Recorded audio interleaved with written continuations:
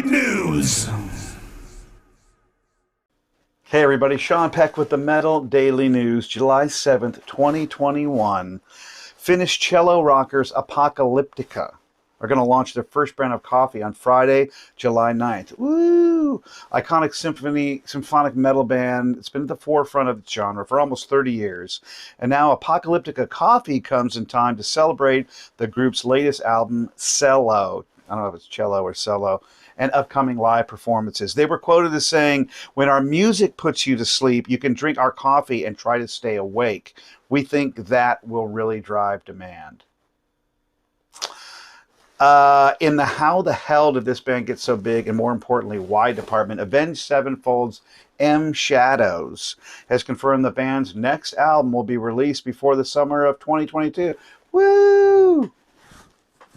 The singer touched on a bunch of stuff about how the media takes every little word you say about an upcoming album and twists it and tries to guess what's going to come up, and everything comes out shitty. So that's why they don't talk about their albums. I'm saving you a lot of time from reading a long article.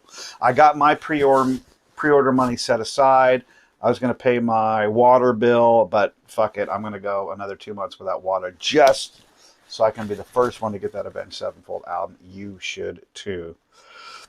GWAR has announced they're going to do a new DVD on some show that they played live during the pandemic. For those of you that have not been to a GWAR concert, what you want to do at a GWAR concert is you want to put on your best clothes, like the most expensive stuff that you own, and try and get right up front because the band loves it when you dress up for them. It just gets them really pumped up. So your super expensive clothes, put them on, no, don't wear any protection or anything, and go out there in your clothes and get right up front. You'll understand why. In a new Yngwie Malmsteen interview, he was asked if he would ever want to collaborate again with Derek Shernin, I can't pronounce it, what the fuck his name is, the keyboard guy, John Macaluso, the drummer, and he responded, "No, because I don't collaborate with people. I write all the parts." Of my horrible Yngwie impersonation. "Even when I hire people such as them, when they were hired to record with me, I wrote all the parts and the sounds and so forth." Listen, I never say never to anything, but right now this is exactly where I want to be. When I met Yngwie at NAMM, I asked him the question, "Yngwie, who is your favorite singer you ever worked with?" And in classic Yngwie, I don't give a shit attitude, he just went and looked at me and he went, "I don't know." And it was so satisfying, that answer. It's why we love him. Whitesnake has announced the first two concerts as part of its upcoming farewell tour. David Coverdale fronted outfit scheduled to perform at next year's Rock Imperium Festival in Spain and Hellfest in France. David Coverdale commented, "We're so incredibly excited to announce our participation in the Rock Imperium Festival as part of the forthcoming farewell tour. We can't wait to see you and play for you all." All right, the only reason I did that story is so I could do my David Coverdale impersonation. You caught me.